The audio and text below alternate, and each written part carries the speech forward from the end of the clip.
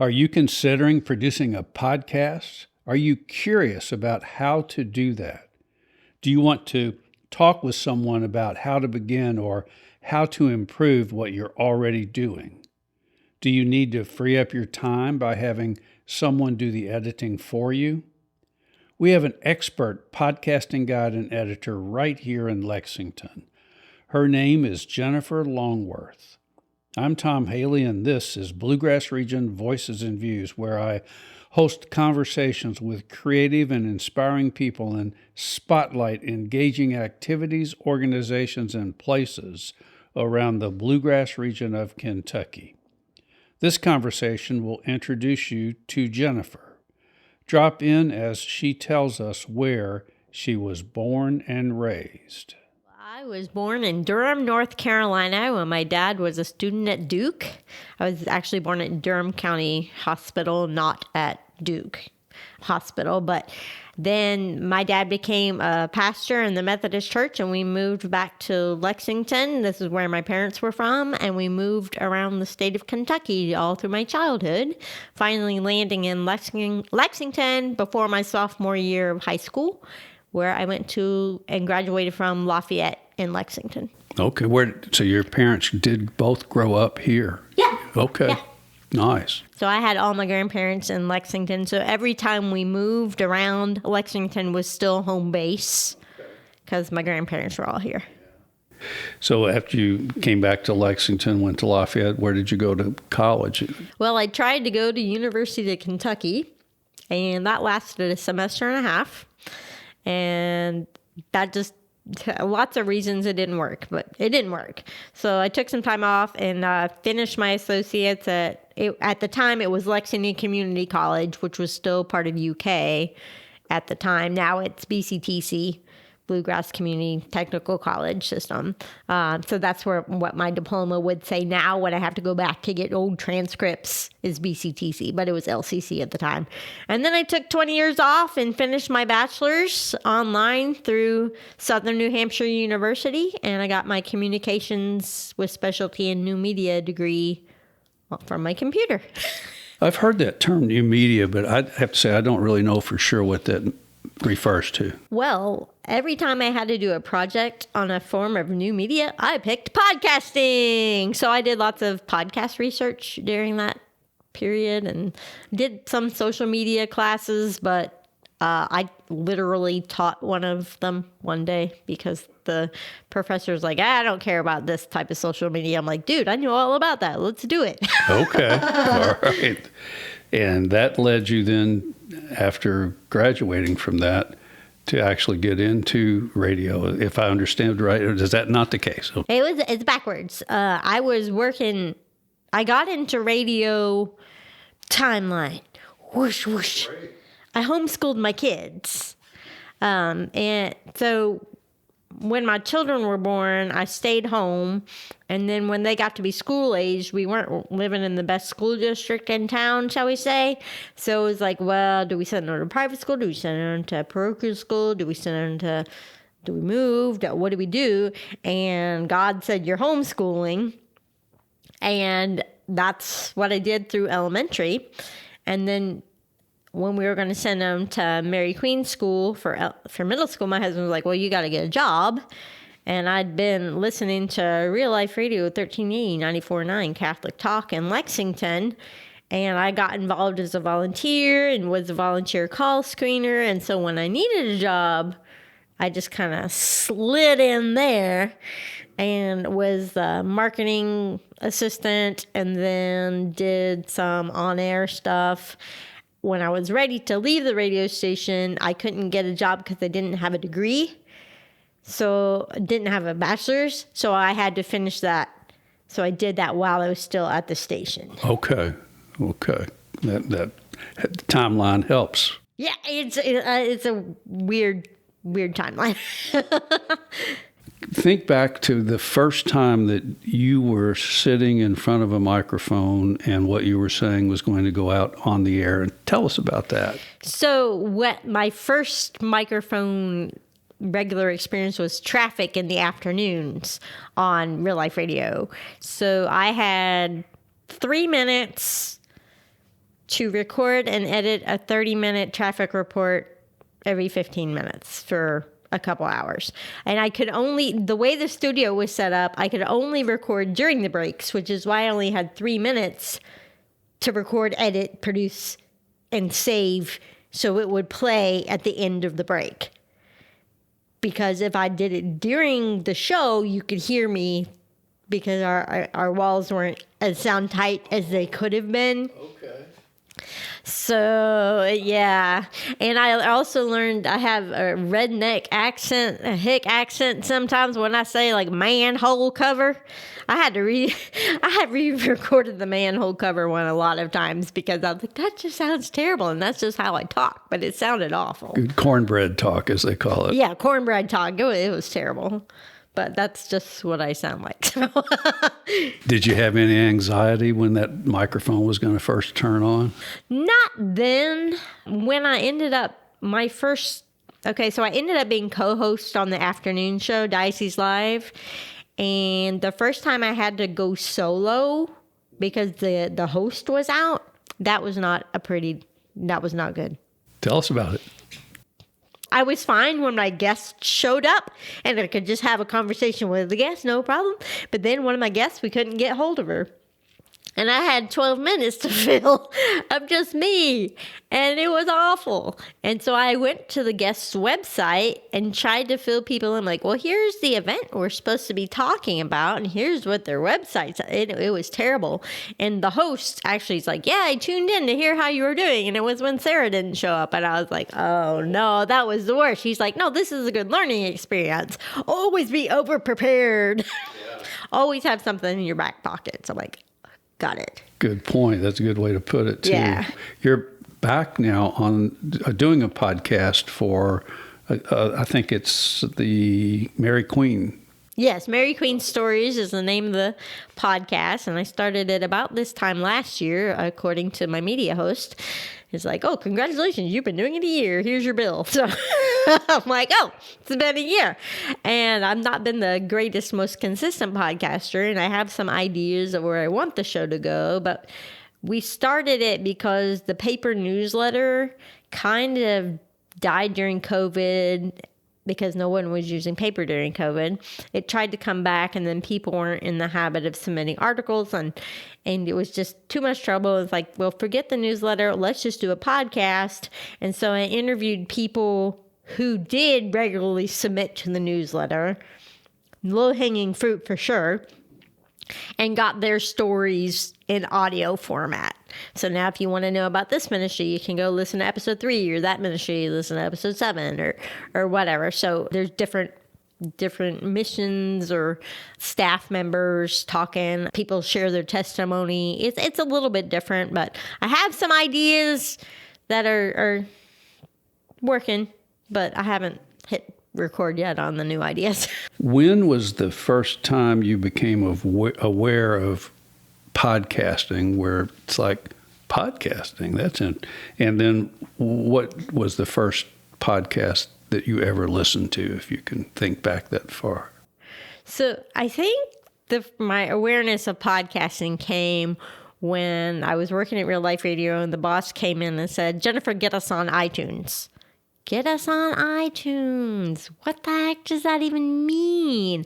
We're a talk radio station, but we want to be on iTunes.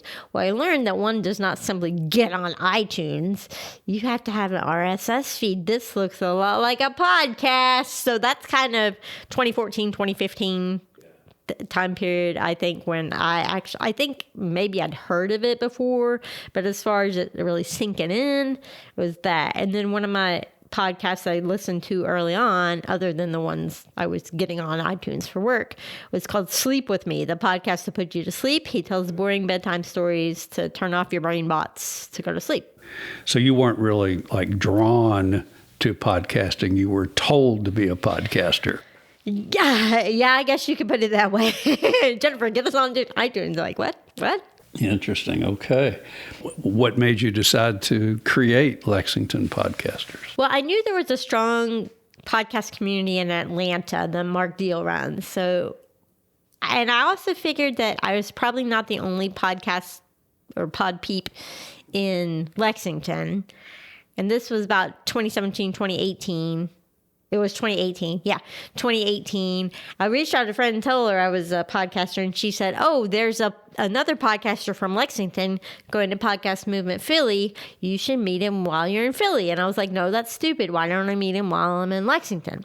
So Michael and I went to coffee, and I said, "Hey, we're going to start a meetup." Especially since Michael had been involved in other meetup groups. I was like, you know how to do meetups. I knew how to do podcasting. Let's get together and see what can happen. And then you were at the first ever Lexington Podcasters meetup at the Whiskey Bear when it was in the summit, and had quite a few people, but it felt like the first 3 or 4 meetings, I had to explain what a podcast was and how it worked. Like every single meeting. I don't know if you remember that, but I was like, okay, before we get started, let me tell you how a podcast works. Because all of you are here because you want to do a podcast, but you don't know how it works. So let me tell you about RSS feeds. Thankfully, we don't have to do that all the time anymore. And see, Michael's last name was Gilliland or something I'm like that. not sure that's why I didn't say it. It's Gilliland, I think. So let me tell you how I got involved with Lexington Podcasters. When you were starting it up, before you'd had your first meeting, you were going to do a seminar or a workshop, I should say. A better word for it's a workshop about podcasting, and there was a fee for it. And I found it on Meetup maybe, or one of those online sites. And I signed up for it and paid for it. Had it on my calendar. And then I was contacted by Michael letting me know that I was the only person that signed up for it. Oh, wow. And he was really curious about me because, like, no one else in Kentucky signed up for this except you. I'd like to meet you. So, So he and I had a coffee meeting at Good Foods Co-op on Southland Drive. Oh, very cool. I had no idea. Yeah, and that was the beginning. And then he told me that you all were starting a group and that type of thing. Wanted to know if I'd like to be involved with that. And I said, oh, I guess so. So that was my origin story with Lexington Podcasters. Thank you for sharing. Yeah. I was the only person that signed up for the workshop. I never had just one person for my workshop, so you just found out about the wrong workshop, I guess. You have one coming up I want to talk about. Well, let's talk about that now. So You have one on the calendar coming up. I think it's in June. At the library. Tell us about that. So it's not a workshop. It's, I think, a podcast appearance. I think they're going to live record one of the Lexington podcasts, and I'm the guest, and I'm going to talk about the book, which I guess we'll get to in a little bit. And but shout out to Brian from the library, Brian Clausing, who got my book into the library, which is very cool, and then got me a book signing, speaker engagement, special guest thing. In June. I don't remember what day. I'm sorry. I'll check it and make sure that I put that in the closing remarks. So I do want to come to your book in just a moment, but first tell us about Bourbon Barrel podcasting and how it came that you wanted to take podcasting to that level to where you wanted to be the podcasting guide for people. Okay. So going back to my real life radio days, get us on iTunes. I'm studying new media, so I pick podcasting for every new media, like PowerPoints, papers, research, everything about podcasting. Real life radio sold in 2016, and some of us were hanging on a little bit trying to do a podcast network type thing until 2017. And then I was like, yeah, I can do this on my own. Bye. So my first freelance client came to me in October of 2016. I wasn't officially branded yet, but Josh Elledge with the Savings Angel podcast, he posted something on Facebook, and I engaged in a conversation. It wasn't about podcasting, but I did Jedi mind tricks, and he was convinced to hire me to edit at a pitifully low price. Would not recommend starting that low to anyone if you ask. Then Josh was like, well, people know me. Well, I didn't know him, so I didn't know if he really knew people. He did. And I went to some conferences where he was, and he introduced me to people. And then, so the business kind of grew by word of mouth referral, a little bit of social media. Chose the name Bourbon Barrel Podcasting probably late 2018, early 2019, because I went to Podcast Movement Philly and wore the t-shirt with the state of Kentucky on it. It says home. And people asked me where I was from. I know, right? Because I know it's sad, but they didn't know what the state of Kentucky looked like. They're like, what state is that? We don't know. Is that West Virginia? Is that Tennessee? I'm like, no, you're not even close.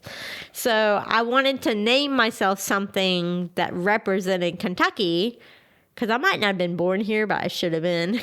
So I was raised here. I'm a Kentucky girl at heart. So I went, I don't want to be Wildcat. I don't want to be Cardinal. I don't want to be Bluegrass. I don't want to be Thoroughbred. What else we got? Well, we got bourbon. And there's more bourbon barrels in Kentucky than there are people. So I went with Bourbon Barrel Podcasting and got that as a registered trademark a little bit later. My client goal for 2024 was to end with 10 paying clients. I am currently sitting at 20. Great. So we do post-production for podcasts, primarily audio editing, but also a few video clients. And you say we, so you have a team now. I do have a team now. That started last year.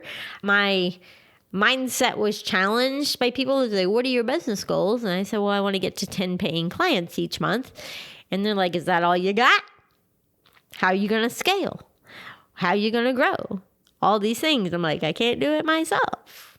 So I brought on a handful of other editors, and I have 3 or 4 who I lean on, 2 that do a lot of work for me, and then a couple others who are in the they're not backups. They have their own shows, but their shows aren't as consistent as the other ones. So, okay. Whatever. Are you looking for more employees? Not at the moment.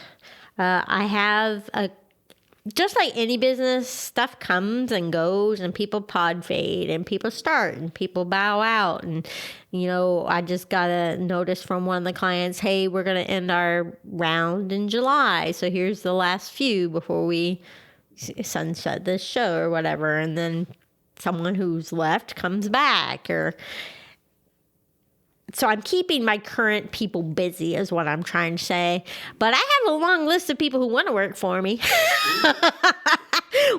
When I go to conferences, they're like, oh, are you hiring? And I think back to me in 2017, 2018. That was me going up to Daryl Darnell, Pro Podcast Solutions, at a conference going, are you hiring?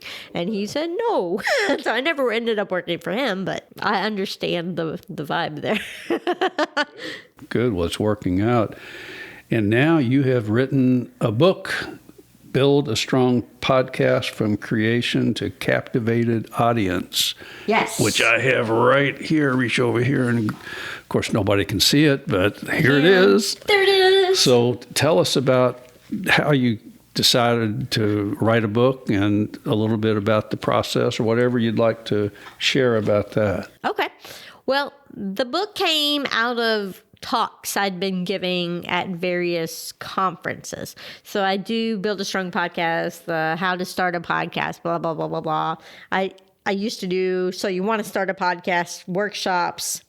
I presented at 3:30 with Commerce Lexington about March or April last year.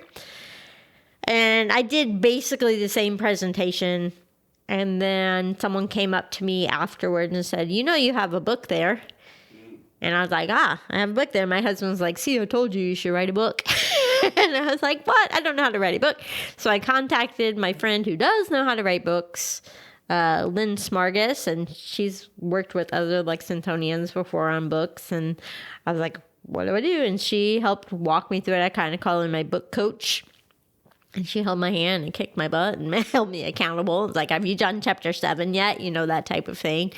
And then people asked how long it took, and it was probably 10 months. Did it have to take that long? No, I just didn't make it a priority. So if I'd made it a priority, I could have gotten it done in less than 6 months for sure, but I didn't. And then we self-published through Amazon, through Kindle Direct Publishing, I believe it's called. And we got on a shared screen Zoom call, and she's like, click here, click here, click here, click. So it's through Amazon, or you can buy it through me. Now, just to make sure that no one misunderstands, even though it's called Kindle Publishing or whatever, it's actually a hard copy. It's available as a hard copy book. It is available as a hard copy paperback or as a Kindle book. Okay. It is not an audiobook because I don't think I could read it without self-editing too much. It's a lot of work. Who's the ideal reader? The pod curious, which I think is a word I made up, but I've heard other people use it. I'm like, I thought I made that up. But someone who's curious about starting a podcast, maybe hasn't taken a leap because they've got analysis paralysis, or they just don't know where to start. So I was talking to a potential lead the other day, and she said, well, I want to start a podcast, I think, for my nonprofit. And after a few questions, I'm like, yeah, you just need to read my book first. And that's not a, shameless self-promotion or whatever. She really just needed to read the book to figure out where she was on this journey, if she really wanted to go on this journey, instead of just, somebody told me this would be a good idea. And that's kind of, I think, one of the things you teach. The first thing somebody needs to really figure out is their why. Yes. And that comes through really clear in your book, and it also leads a person down the path of figuring that out, which is really great. So, well, I'm proud to add it to, as you can see behind me here, my library of podcast books. Yeah. I think I have the first 5 over here that were ever written, I believe, about podcasting. And now this might be the most recent one that's been written about podcasting. So, well, I really do encourage people to buy your book. Thank you. To not just read it, but to study it and mark it up and so on. So, well, I wrote down the almost last question that I wanted to ask you so that I would say it exactly the way that I want to say it. So my impression is that many businesses, associations, and nonprofits need people with your skills and passion for all the things involved with communications and media like video and podcasting.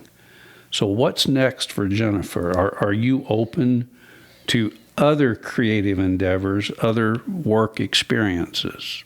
That's my question. Well, my LinkedIn profile, I did go ahead and put the open to work thing, which can mean lots of different things. I'm like, yes, I'm always looking for new audio and video clients. I need to work on my video a little bit more. I did a video project for Mary Queen Church, and everyone's like, that was amazing. I'm like, that was recorded on my phone with my little Samson Q2U microphones. And another ministry at church is like, oh, we need you to do a video for us because you did such a good job on that one. So, I mean, they're looking to keep me busy, but always curious to see what's out there. But as for what's next, well, might have some things in the works, might not. Can't say them on a podcast quite yet. Get back with me in a month or two. We'll see if anything's changed. Well, we'll do that. We can always swing back, do another an addition to this episode.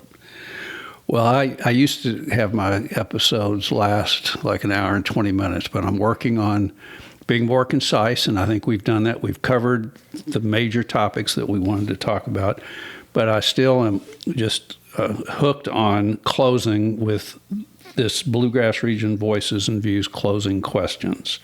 And they are, what's your favorite restaurant or coffee shop for just meeting up with a friend? That's the first one. And the second one is, what's a local venue or attraction that you like to take a visitor to our region and show off our local culture? So first, what's your favorite restaurant or coffee shop for a meetup? Coffee Times on Regency Road, no doubt. Okay. No question. Been going there since high school. Okay, and what is it you like about Coffee Times? I like it too. Besides, their coffee's fantastic. I've been going since high school. I even went there on my first date with my husband as part of the the very long first date. We ended up at Coffee Time. They don't have late hours anymore, so all of my young adult and teenage years of late hours at Coffee Times are gone. But still, good vibe, good people. You know, when the barista knows your name, she's like, "Hey, Jennifer," it's like, "Hey." It's convenient location. I was coffee queen for a month a while back. My name got drawn out of the hat, so I got free coffee every day for a month. It was glorious. I was in there every day except like 1 or 2, and then they let me double up the next day. So that's my go-to. It's pretty easy to get to from New Circle Road for people who aren't over on that side of town anyway. But what's a local venue or attraction you like to take a visitor to show off our local culture? The Kentucky Castle.